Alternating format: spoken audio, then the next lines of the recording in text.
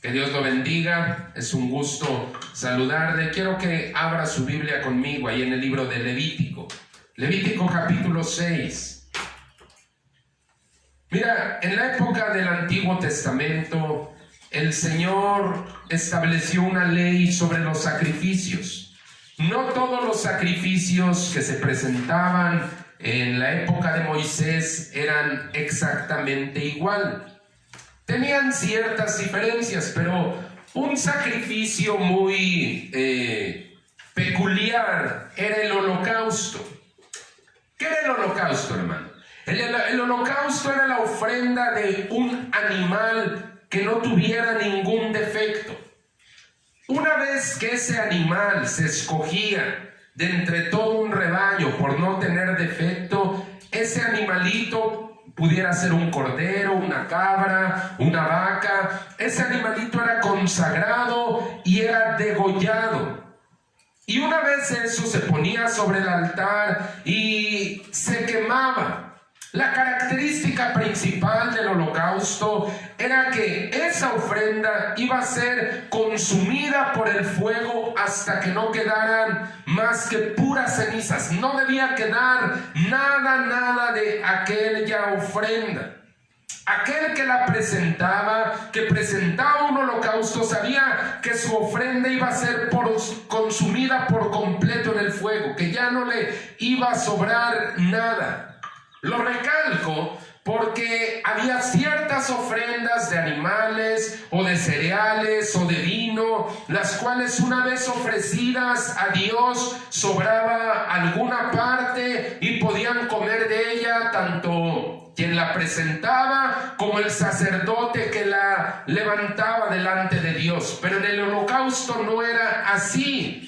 El holocausto debía ser consumido por completo en el fuego de Dios. El holocausto entonces era un símbolo de consagración completa. Ahora, había algo más que distinguía al holocausto del resto de las ofrendas. Y era que el holocausto se presentaba de seres vivos, o sea, de animalitos y no de frutos de la tierra ni de productos del trabajo como el vino o como el pan.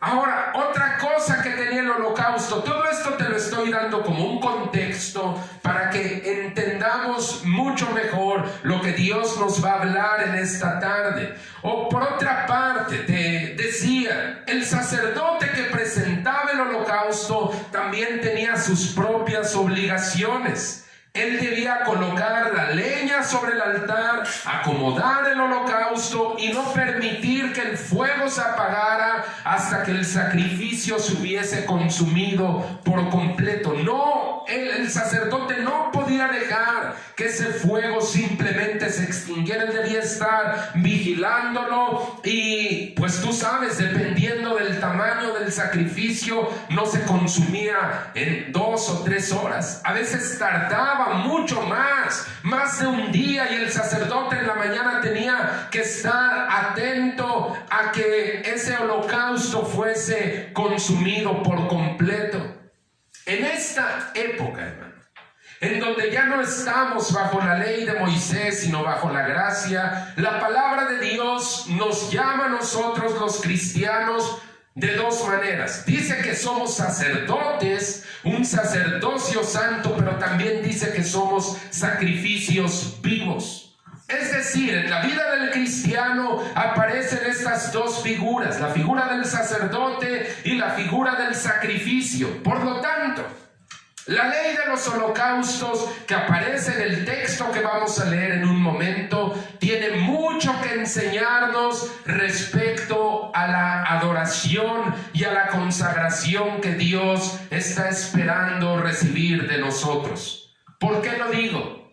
Porque Dios tiene expectativas de tu consagración y de tu adoración. Dios tiene expectativas. Qué increíble, ¿verdad? Pero Dios tiene expectativas puestas en ti y en mí, de qué modo lo vamos a adorar y de qué manera nos vamos a consagrar. Hay quien dice, oh, yo adoro a Dios a mi manera. Oh, yo sí creo en Dios, pero a mi manera. Déjame decirte, tu manera no es válida delante de Dios. La única adoración en la que Él se complace es a la manera en la que Él lo ha establecido en su palabra. Así es que hoy vamos a hablar acerca de un sermón que le he puesto por título Sacrificios Vivos. Y quiero que vayas conmigo al libro de Levítico, capítulo 6. Vamos a leer el versículo 9 y luego de ahí nos vamos a brincar a los versículos 12 y 13. Ve conmigo a Levítico 6.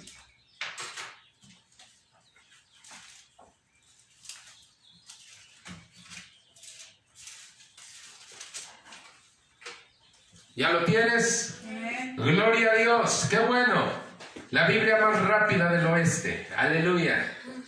Levítico 6, versículo 9, y luego de ahí nos brincamos del 12 al 13. Mira lo que dice la palabra de Dios en esta tarde. Aquí está hablando el Señor, dice: manda a Aarón y a sus hijos y diles: esta es la ley del holocausto. El holocausto estará sobre el fuego encendido sobre el altar toda la noche hasta la mañana. El fuego del altar arderá en él. Versículos 12 y 13.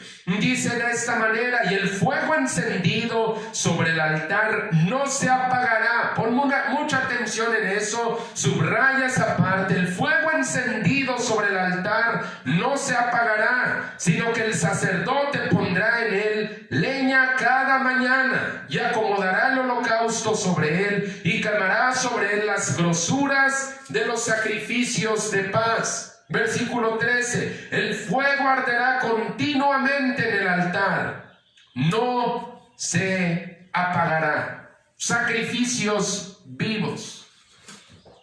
Quiero ir a mi primer punto en esta tarde: sacerdocio y sacrificio. Como vimos hace un momento, los holocaustos no se ofrecían de los frutos de la tierra, sino de seres vivos, como becerros, ovejas, cabras. De igual modo, los cristianos hemos sido llamados a presentarnos nosotros mismos de una forma voluntaria como sacrificios vivos. Romanos 12:1 dice: hermanos, les ruego por las misericordias de Dios que presenten sus cuerpos en sacrificio vivo, santo y agradable a Dios. Ahora te voy a decir algo. La ventaja de un sacrificio en el Antiguo Testamento era que antes de ofrecerse sobre el altar, el animalito ya había sido degollado, ya estaba muerto. Cuando ese sacrificio se ponía sobre el altar de Dios, ese animalito ya no tenía la oportunidad de correr, de escaparse, de decir: yo no quiero ser consumido como un sacrificio. No. Él ya no estaba consciente de lo que estaba ocurriendo. El problema con un sacrificio vivo, a diferencia de un animalito que ya había sido degollado, es que cuando nosotros somos colocados sobre el altar de Dios, comenzamos a sentir el fuego. Muchos de nosotros nos queremos echar a correr. Es normal. Hay un instinto de supervivencia en nosotros. Por esa razón, Pablo está diciendo: hermanos, les ruego que ustedes mismos presenten sus cuerpos como un sacrificio vivo. Ahora, como veíamos hace un momento, el holocausto estaba destinado a consumirse por completo en el fuego del altar. Era una ofrenda consagrada totalmente a Dios. De igual modo, hermano, aquellos que hemos sido comprados por la sangre de Cristo y en quienes mora el Espíritu de Dios, ya no nos pertenecemos a nosotros mismos. Ahora ya somos de Él. Hay gente que dice: no, pues es mi vida. Bueno, cristiano, en el mundo, mira, en el mundo tú puedes oír muchas barbaridades. Pero cristianos dicen: ¿y por qué si es mi vida? Ve lo que dice Primera de Corintios, capítulo 6, los versículos 19 al 20. Escucha cómo Pablo está hablando de que tú y yo ya no nos pertenecemos a nosotros mismos. Primera de Corintios 6, versículos 19 y 20.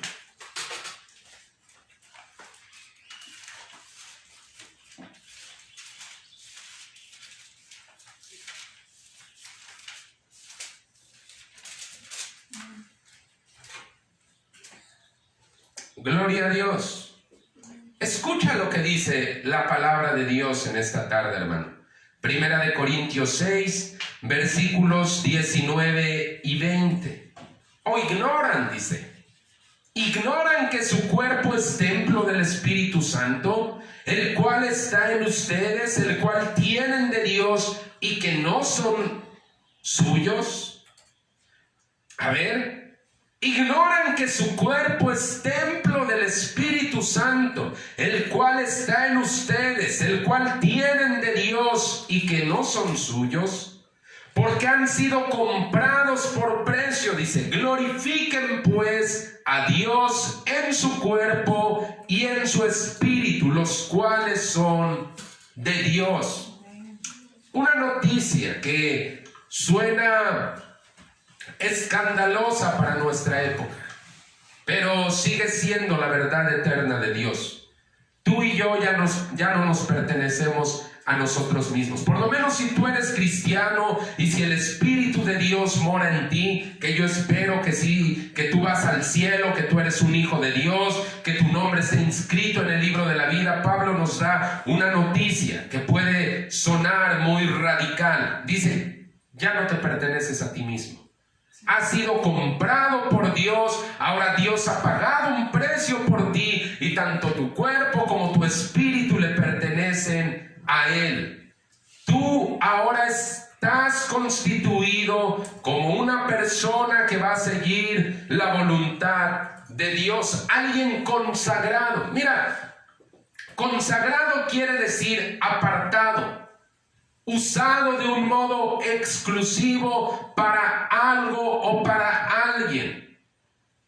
Cuando hablamos de un holocausto vivo, estamos hablando de una persona que ha sido consagrada para hacer la voluntad de Dios. Ahora te quiero decir una cosa, la consagración es algo costoso. Es algo que muchas veces no queremos pagar el precio. ¿Por qué? Porque la consagración cuesta, pero la falta de consagración cuesta todavía más. Esa es una característica de ella. La consagración es costosa. La consagración va a demandar de nosotros algo que el mundo, que la religión, que todo lo demás no va a demandar. Va a haber algo costoso en medio de ello. Por otra parte, la consagración es algo visible. Miren, en la antigüedad, el humo del holocausto que se ofrecía subía por las nubes. Alguien desde lejos podía mirar en dirección al templo y podía mirar ahí una columna de humo y decía, ahí están ofreciendo un holocausto. El humo daba testimonio de que una persona estaba ofreciendo un holocausto a Dios. ¿Qué quiere decir esto? Que una vida consagrada va a ser visible. El humo del holocausto va a identificarte. La gente va a notar que tú vives para Dios o que tú no vives para Dios. Eso es una realidad. Cuando alguien puede mirar en ti una vida consagrada, va a ser evidente, va a notar tu caminar, va a notar tu testimonio, va a ver lo que tú haces y va a decir, oh, ese es un holocausto. Hay un holocausto vivo ahí. El humo lo está delatando. Ahora, otra de las características del holocausto es que era voluntario. Entonces, ve lo que tiene la vida consagrada. La vida consagrada es costosa, es evidente y es voluntaria. En Levítico capítulo 1, en el versículo 3, ve lo que dice la palabra de Dios.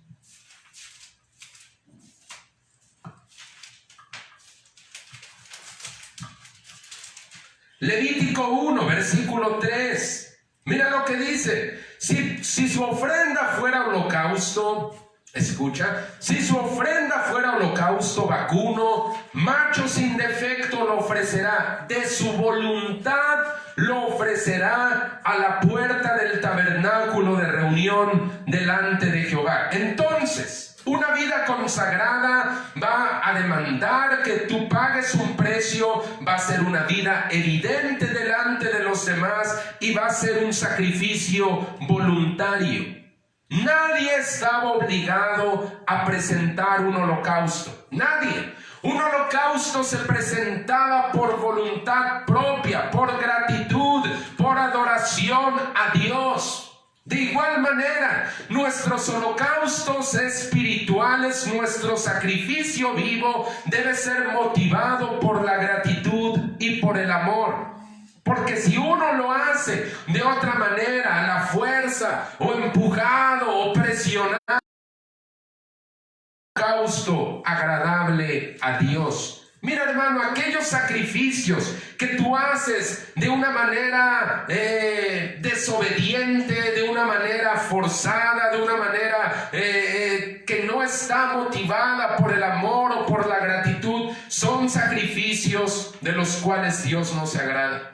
Son sacrificios que en lugar de convertirse en una bendición, se convierten en un pecado. Acuérdate del rey Saúl. Él derrotó a Amalek, él ofreció un sacrificio a Dios, pero ese sacrificio estuvo marcado por la desobediencia y por la rebelión, y Dios no se agradó de él. Ese mismo día, Dios lo cortó del reino. Dijo: me arrepiento de haber levantado a Saúl como rey. ¿Y por qué? Habrá dicho Saúl: si ya te ofrecí un sacrificio. Sí, pero ese sacrificio no era un sacrificio obediente, no era un sacrificio motivado por el amor, no era un sacrificio que demandara de ti algo en lo cual tú estabas agradando a Dios. Ahora escucha.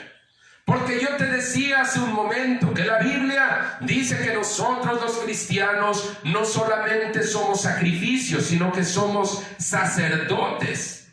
Como veíamos hace un momento, el sacerdote tenía entre sus funciones vigilar que el fuego del altar en donde el holocausto estaba siendo ofrecido, que no se apagara.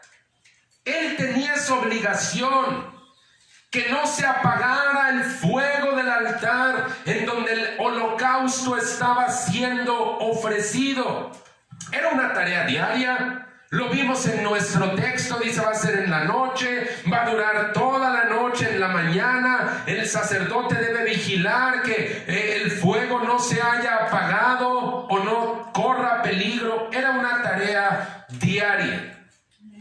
Lo malo de las tareas diarias es que llegan a convertirse en rutina, y la rutina puede matar lo que está a su alrededor. La rutina es el asesino de la pasión. Así es. Era una rutina, era una tarea diaria la del sacerdote: levantarse, mirar que el fuego estuviera haciendo su trabajo, que hubiera leña suficiente, que el holocausto estuviera totalmente consumido, pero era algo que él tenía que hacer todos los días, todos los días. Era un trabajo, si tú quieres llamarlo, rutinario. Mantener encendido el fuego de la pasión por Dios, hermano, es una tarea que va a demandar de nosotros intencionalidad y perseverancia. Así es. Los vientos de la rutina pueden apagar el fuego de la pasión por Dios, aún en los cristianos que al principio eran los más fogosos para el Señor. No en balde el apóstol Pablo le está aconsejando a su discípulo Timoteo: te aconsejo, aviva el fuego del don de Dios que está en ti. Dice ahí en 2 de Timoteo 1:6. Perdón, te decía yo, imagínate, hermano, Si al fiel Timoteo, ese joven que estuvo tanto tiempo sirviendo al lado del apóstol Pablo, se le estaba haciendo ya tedioso su ministerio, estaba descuidando el fuego del don de Dios que estaba sobre él, si a Timoteo se le estaba de alguna manera ya siendo pesado levantarse en las mañanas a orar, ir a los evangelismos, leer su Biblia, ir a la iglesia. ¡Oh, qué pesado! Y el apóstol Pablo le dice: Timoteo, te doy un consejo. No descuides el fuego del don de Dios que está en ti. Porque como es algo rutinario, es algo diario. Mira, bueno, me estoy refiriendo a cristianos, que yo espero que tú estás todos los días buscando un tiempo especial entre Dios y tú, buscándolo en oración, leyendo su palabra, testificándole a alguien de Cristo. Es algo que puede volverse rutinario. Yo llevo muchos años, hermano, muchos años yendo a orar por las mañanas a la iglesia. No siempre me han dado ganas de ir. Hay veces que yo digo: mejor me quisiera seguir dormido. Estoy desvelado, estoy cansado, estoy enfermo, amaneció lloviendo, amaneció muy frío. Pero yo sé que si descuido eso, ese día lo voy a descuidar muchas veces más. Toda ruina comienza con un primer paso. Toda ruina, no creas que la ruina surge de la noche a la mañana, se cayó. No, todo tiene una primera vez, un primer paso, una primera concesión.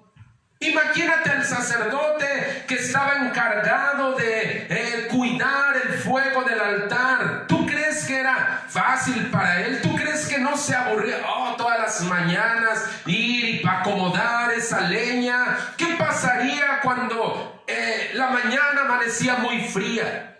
¿Qué pasaba esos días cuando amanecía lloviendo? ¿Qué pasaba si el sacerdote se enfermaba? ¿Qué pasaba cuando al sacerdote le habían llegado visitas en la noche, se habían ido muy tarde y él todavía se había quedado a lavar los trastes, a limpiar su casa, o venía cansado del trabajo? ¿Qué pasaría? Decir: híjole, tengo que ir a cuidar el altar del holocausto. Era un ser humano, hermano. Él era un ser humano, pero él sabía que como sacerdote tenía una obligación: mantener encendido el fuego del altar en donde el holocausto se estaba consumiendo. Mantener encendido el fuego de la pasión, de la consagración por Dios, es una tarea que va a demandar de ti esfuerzo diario, hermano. Ahora, esto no nada más es para el pastor, esto es para cada cristiano. Cada cristiano está identificado en la Biblia tanto como un sacrificio vivo como un sacerdote santo. Cada cristiano, no solo cierto grupo de cristianos. Ahora quiero ir a mi segundo punto. Sin altar no hay holocaustos. Mira, para ofrecer un holocausto, primero es necesario que haya un altar. Por lo tanto, altar y holocausto son dos elementos que están estrechamente relacionados. No puede haber holocausto si no hay altar. El altar representa nuestro lugar de adoración y de encuentro con Dios. Ahora, al ya no existir sacrificios de animales ni altares físicos, cada uno de nosotros, con nuestra manera de vivir, estamos edificando o derribando un altar. El altar sobre el cual se ofrecía el holocausto a Dios allá en el Antiguo Testamento tenía ciertas características. Pero yo creo que la más peculiar de ellas es que el altar sobre el cual se ofrecerían los holocaustos debería estar formado de piedras sin labrar, o sea, piedras enteras. No deberían ser piedras sobre las cuales hubiera fragmentos que estuvieran quebradas. Eran piedras sin labrar, piedras enteras. Por otra parte, allá en Primera de Pedro, capítulo 2, en el versículo 5, el apóstol está diciendo que los cristianos somos piedras vivas, en los cuales se edifica un templo en la cual se le ofrecerán sacrificios espirituales a Dios. Conecta estas dos verdades.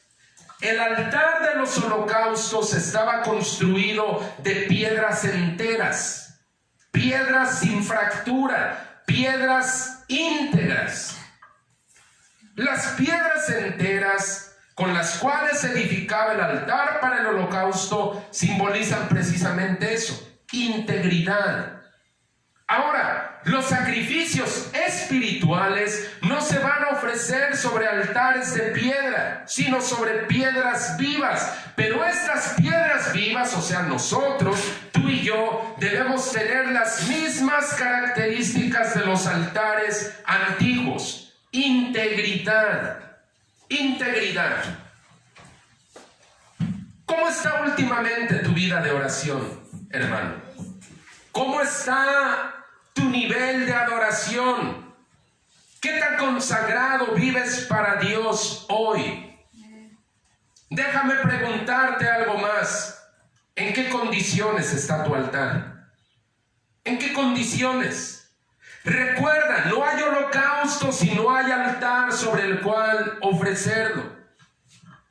Antes de ofrecer su holocausto, Elías tuvo que arreglar el altar que se encontraba arruinado, precisamente por la monotonía de la religión. El pueblo, si tú recuerdas allá en Primera de Reyes, por ahí más o menos del 18, Primera de Reyes, 17, 18, tú te acordarás que Elías se iba a confrontar contra los profetas de Baal.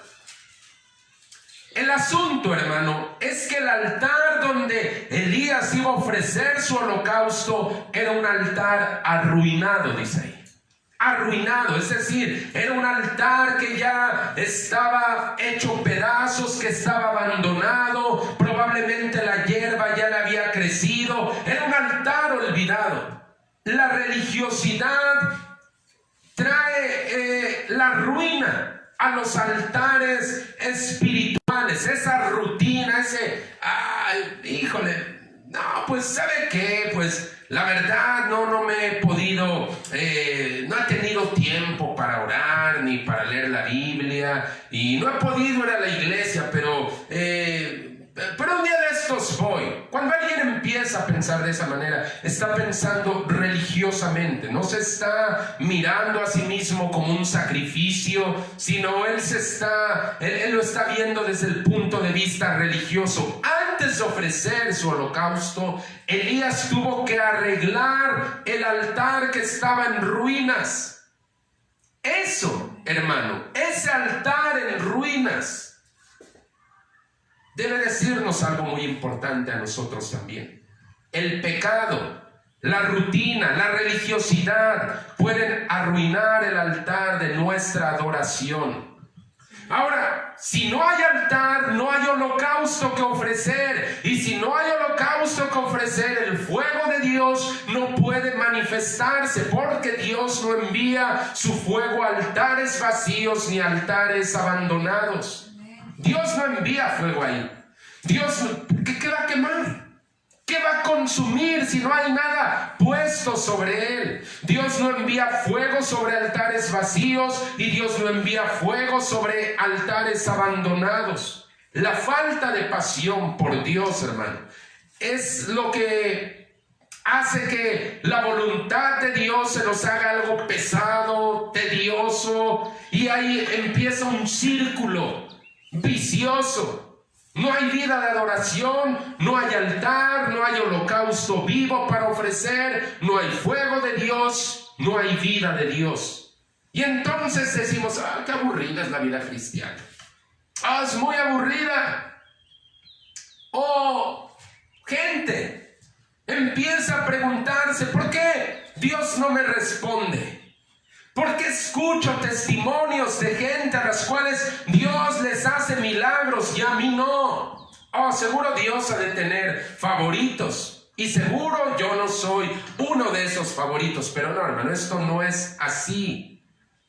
Lo que te dije hace un momento es algo muy determinante. Dios no va a manifestar su gloria sobre altares vacíos ni sobre altares abandonados. Eso lo sabía muy bien el profeta Elías. Por eso, antes de poner su holocausto sobre el altar, él se dedicó a limpiarlo, a reedificarlo, a ponerlo todavía en condiciones. De esta manera, cuando tú repares el altar de Dios o edifiques uno, si es que todavía no tienes, y escucha, estoy hablando de altares espirituales, es decir, de tu propia vida. Cuando repares ese altar que ha sido abandonado, o cuando edifiques una vida de adoración que antes no existía, pero que a partir del día de hoy va a comenzar a existir, ahí entonces va a haber lugar para que tú deposites el sacrificio.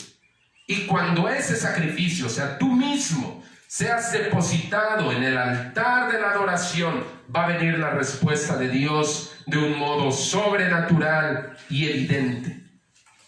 Cuando el altar fue puesto en el altar, cuando el sacrificio fue puesto en el altar reedificado, Dios envió fuego del cielo, consumió todo lo que Elías había puesto ahí. Ahora escucha, hermano. El día de hoy los holocaustos de animales ya han sido abolidos. ¿Por qué? Porque Cristo ya vino, Cristo ya ofreció un sacrificio perfecto, un sacrificio definitivo ahí en la cruz del Calvario. O sea, los holocaustos de animales ya no. Así es que si tú tenías pensado llevar ahí a la iglesia un chivito, una ovejita para que la sacrificáramos, no, hermano, podemos hacer barbacoa con ella, pero ya no lo vamos a ofrecer a Dios como un sacrificio.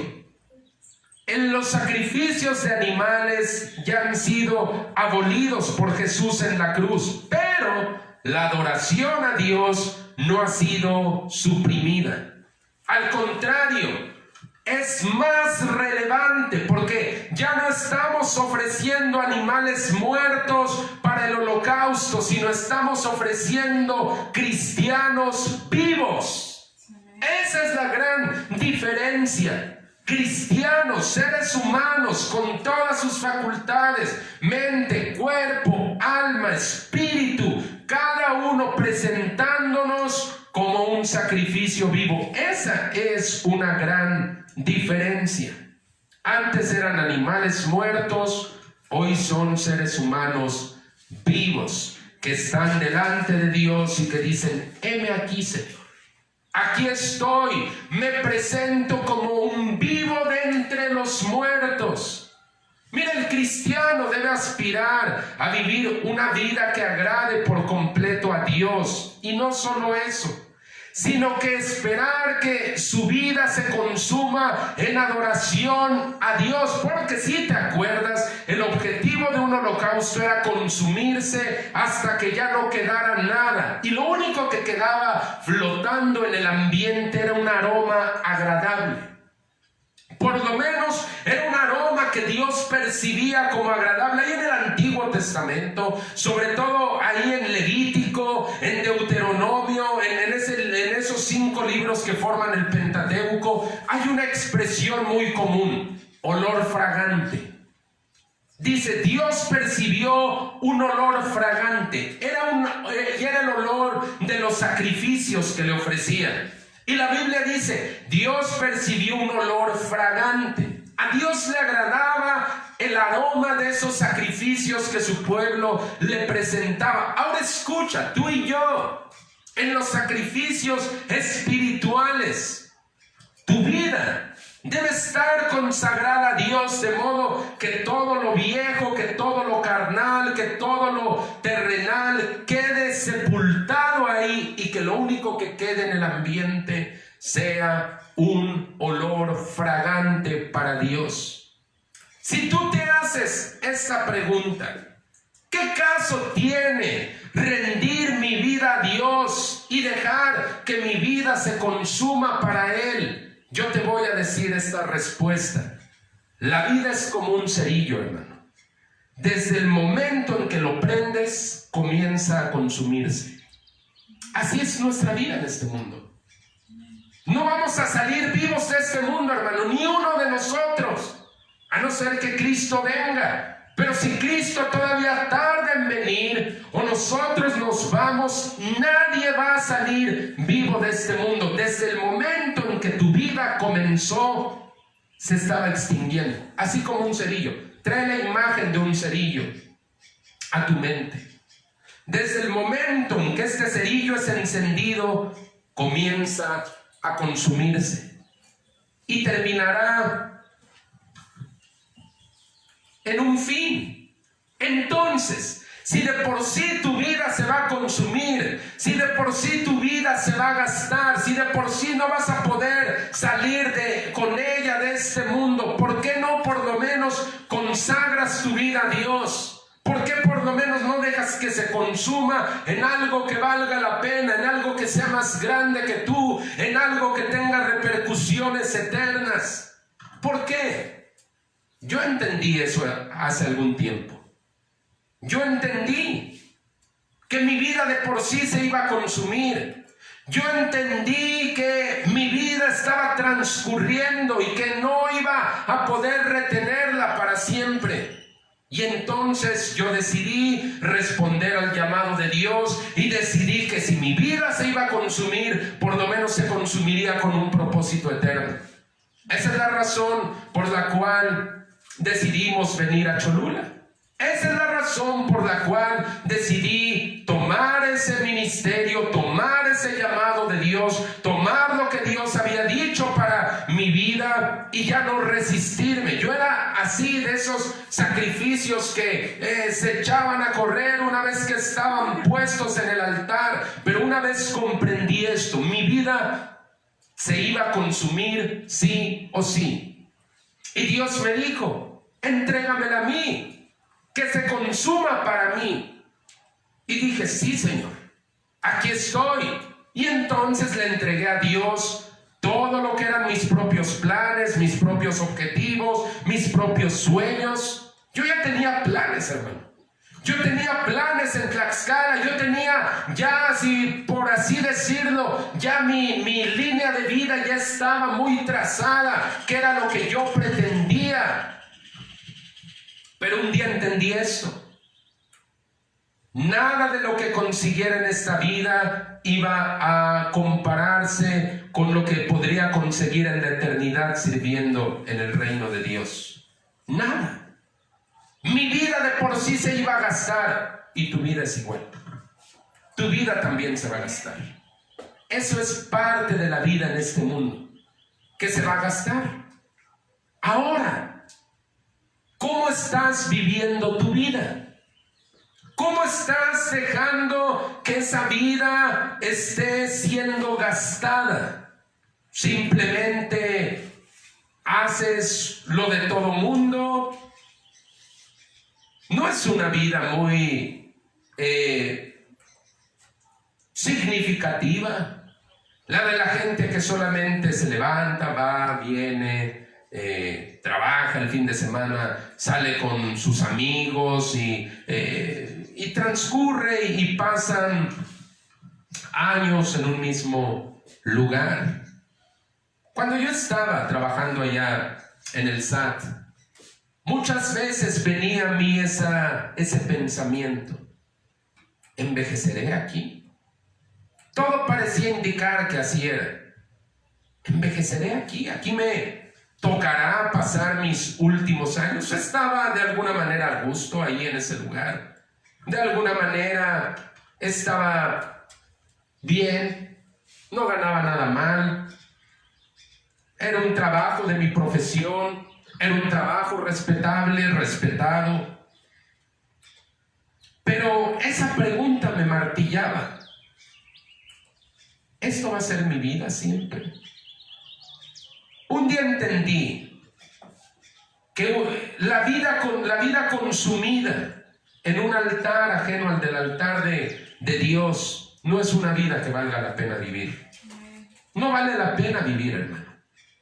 Dios es el único que es digno de recibir tu vida entera. Pablo allá en Romanos 12:1 le está diciendo: así es que, hermanos, les ruego por las misericordias de Dios.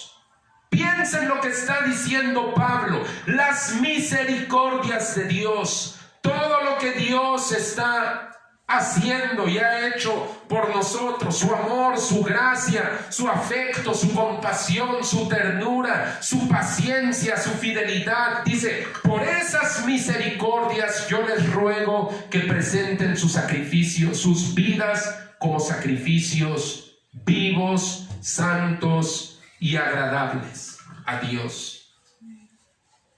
¿Cómo está tu vida de consagración? Te preguntaba hace un momento. Mira, si tal vez tú ahorita estás diciendo: no, la verdad es que no tengo una vida consagrada a Dios. La verdad es que, pues no, he vivido para mí mismo y la verdad no me he acordado de Dios. Yo creo que si sientes dolor en tu corazón por no haber vivido una vida consagrada a Dios, yo creo que ese es el sacrificio, el holocausto que Dios está esperando recibir de ti. Dice el Salmo 51 que un holocausto para Dios es un espíritu quebrantado, un corazón contrito y humillado. Dice: esos son los sacrificios que a Dios le agradan. A Dios le agradan esos holocaustos de adoración, de arrepentimiento, de gratitud. Si tú hoy tienes eso en tu corazón, o adoración, o arrepentimiento, gratitud, o las tres cosas, si tú tienes eso el día de hoy, no esperes más, ofrécelo hoy en el altar de Dios. Levanta tu altar, repáralo, reconstrúyelo, haz lo que tengas que hacer, pero prepara hoy mismo tu lugar de adoración, tu lugar de encuentro con Dios, y ofrécete a ti mismo como ese holocausto vivo. Cuando tú te ofrezcas como un holocausto vivo sobre ese altar reconstruido, entonces el fuego de Dios vendrá y te sorprenderá con sus milagros, con su poder, con su gloria. Dios te visitará, pero necesitas tú vivir una vida consagrada. Probablemente Dios ha estado demandando de ti servicio. Probablemente Dios ha estado demandando de ti más fidelidad. Probablemente Dios te ha estado esperando cada mañana en la oración. Probablemente Dios tiene mucho que decirte a través de su palabra. Probablemente Dios tiene una cosecha abundante entre tus familiares, entre tus compañeros, entre tus vecinos. Pero la rutina, la pereza, la falta de pasión hace que nuestra vida sencillamente se consuma y que no hagamos nada significativo con ella. Pero hoy Dios, yo creo que ha hablado a nuestro corazón. Dios ha hablado a mi propio corazón con este mensaje. Él está esperando sacrificios vivos sobre un altar renovado. Y entonces Él descenderá su fuego sobre esos altares y gente podrá ser beneficiada de eso. Cuando los israelitas vieron que el fuego de Dios cayó sobre el sacrificio de Elías, ellos inmediatamente comenzaron a decir: Jehová es Dios, Jehová es Dios. Hubo un reconocimiento de la gloria y de la santidad de Dios. Jehová es Dios. Y dice que tomaron a filo de espada todos esos profetas del infierno.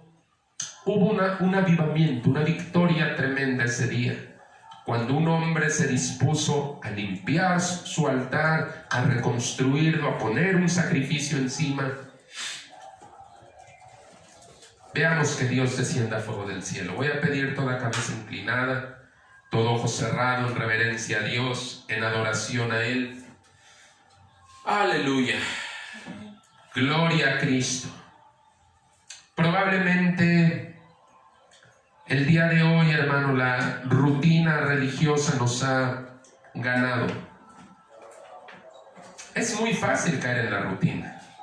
Cuando son cosas que hacemos a diario, que hacemos con frecuencia, la rutina se vuelve parte de, es como una característica muy humana, convertir las cosas en rutina.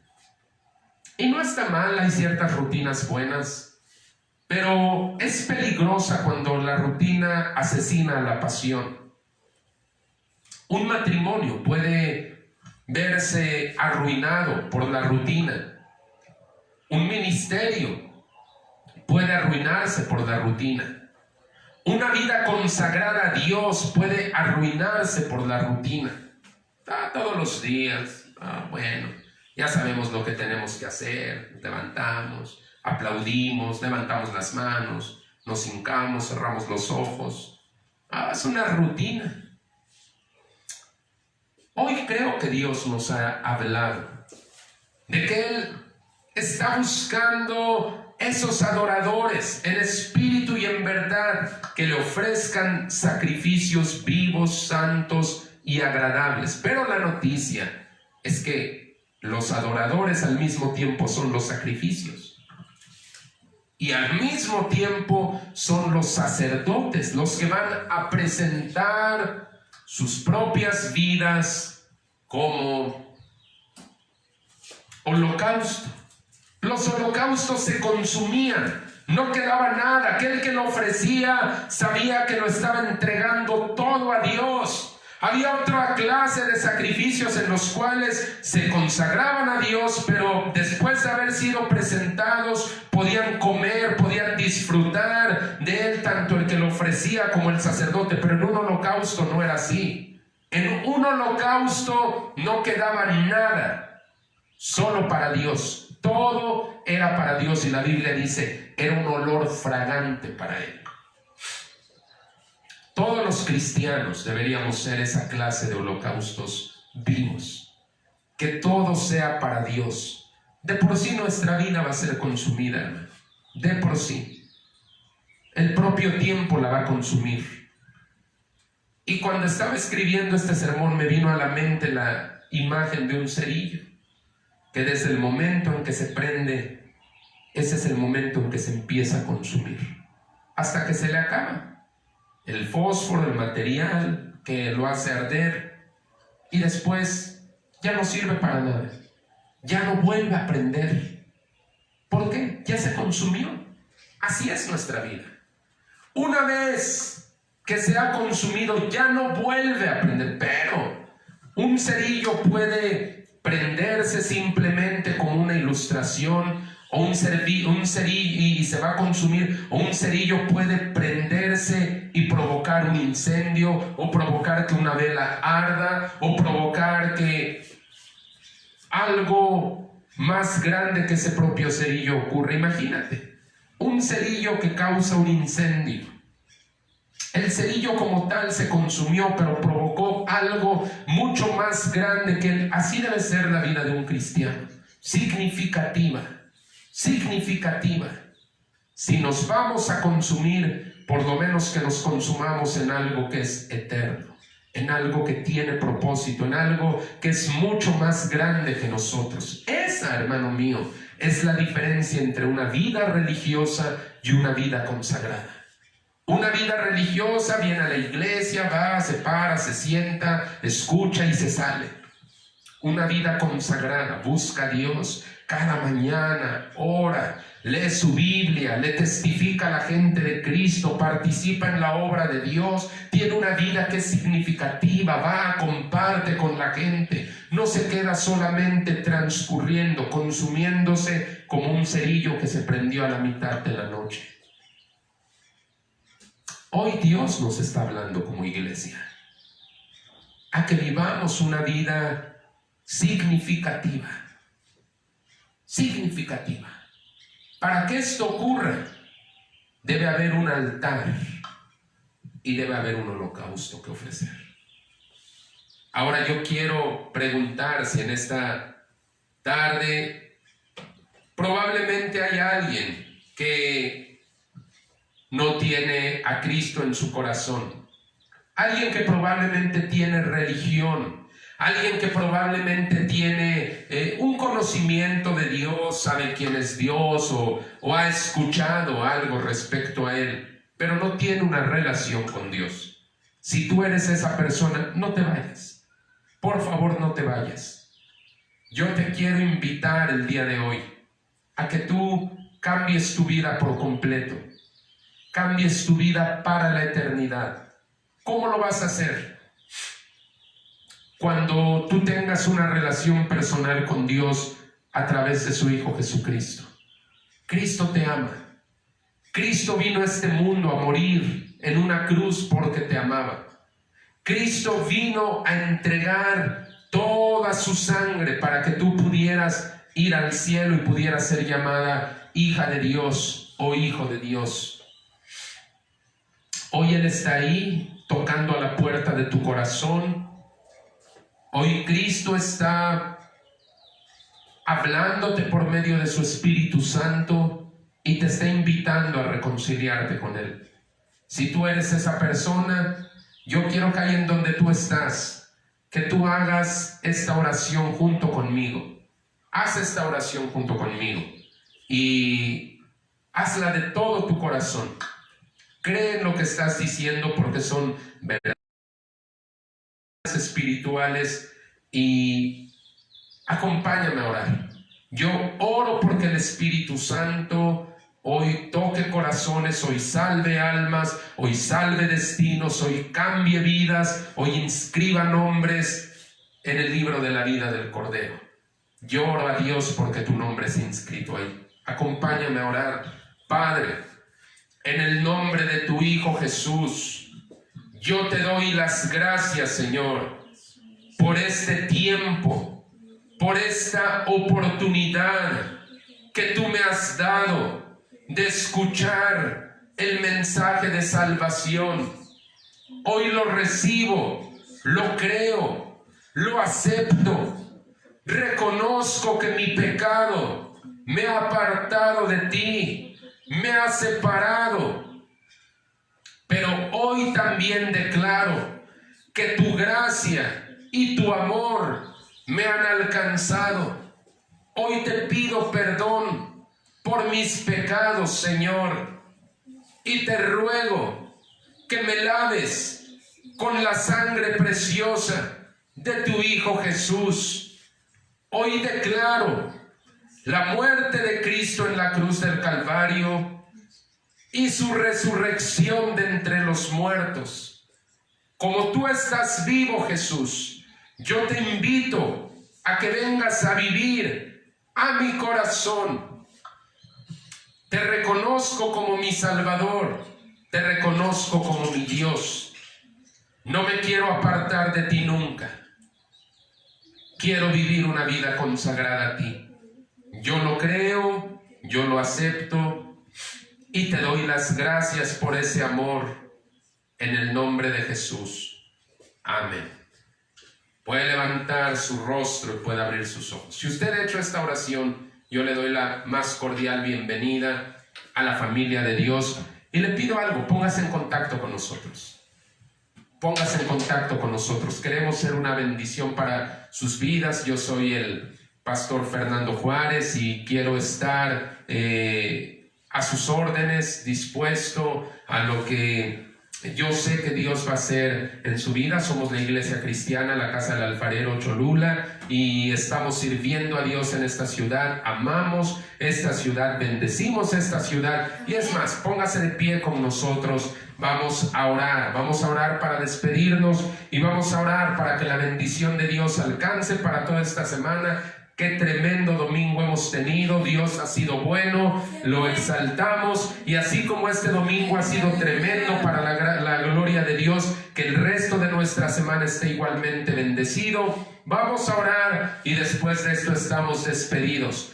Padre, en el nombre de tu Hijo Jesús, te damos gracias por este tiempo, por este domingo tan lleno de ti, tan lleno de tu Espíritu Santo. Bendice a mis hermanos, a mis hermanas, a todos los que hoy nos están escuchando. Hoy declaro la bendición del Señor para las vidas de ellos. Hoy declaro bendición para el resto de nuestra semana. Hoy te ruego, Señor, protégenos, defiéndenos de todo maleante, de todo salteador, de todo asesino, de todo ladrón. Protege nuestras vidas, nuestra integridad. Guarda nuestros cuerpos, Señor, de toda enfermedad, de toda plaga maligna, y ayúdanos, ábrenos puertas de bendición, danos puertas de oportunidad, pero sobre todo, Señor, que nuestros nombres estén inscritos en el libro de la vida. Yo te ruego estas cosas en el nombre de tu Hijo Jesús. Amén. Que Dios le bendiga, hermano.